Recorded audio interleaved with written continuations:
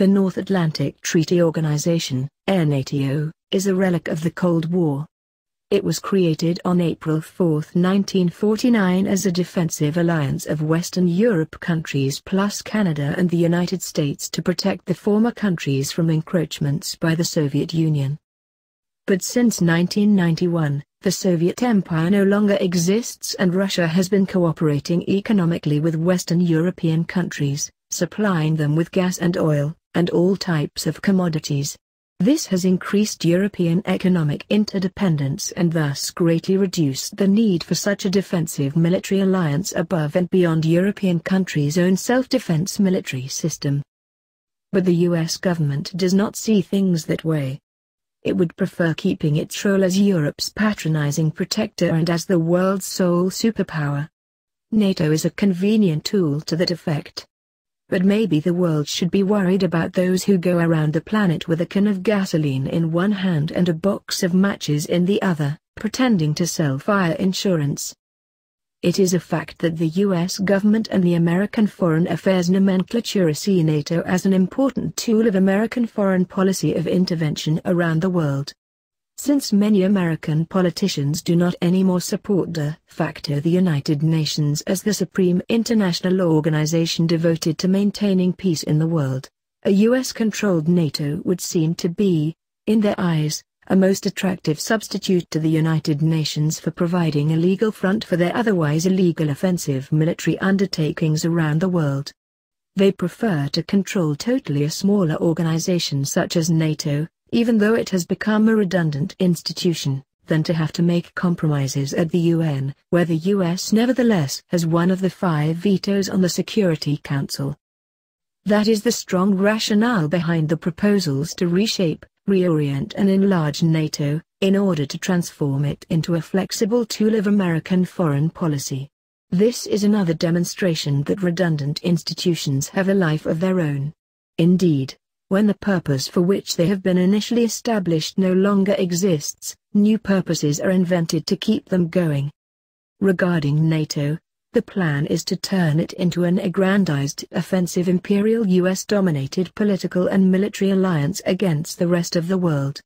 According to plan, NATO would be enlarged in the Central Eastern European region to include not only most of the former members of the Warsaw Pact and many of the former republics of the Soviet Union, but also in Asia to include Japan, Australia, New Zealand, South Korea, and possibly admit Israel in the Middle East.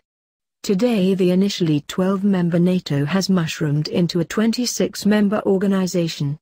In the future, if the US has its way, NATO could be a 40-member organization.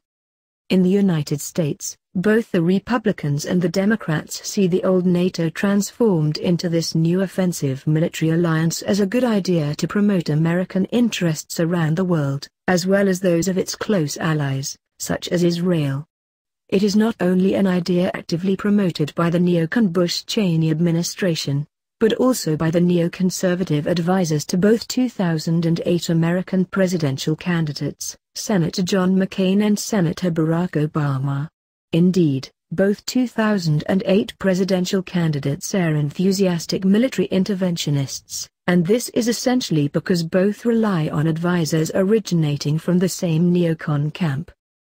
For instance, the rush with which the Bush-Cheney recklessly promised NATO membership to the former Soviet Republic of Georgia and American military support and supply is a good example of how NATO is viewed in Washington, D.C. by both main American political parties.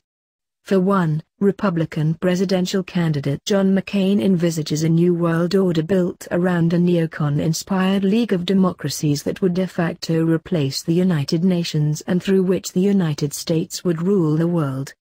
Secondly, Senator Barack Obama's position, August 2008, is not that far from Senator McCain's foreign policy proposals.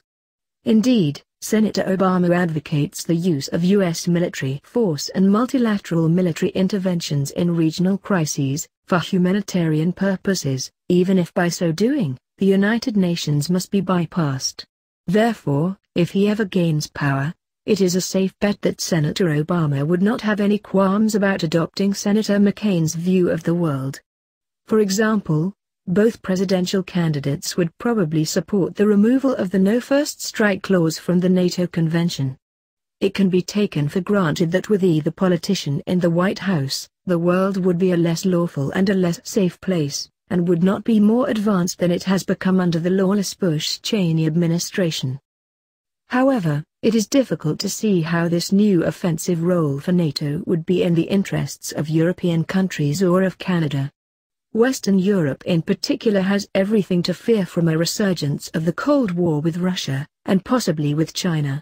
The transformation of NATO from a North Atlantic defensive military organization into a US-led worldwide offensive military organization is going to have profound international geopolitical consequences around the world, but especially for Europe. Europe has a strong economic attraction for Russia. It would seem that the humanist idea of having peace, free trade and international law as the foundations of the world order is being cast aside in favor of a return to great power politics and gunboat diplomacy. This is a 100-year setback. It is a shame,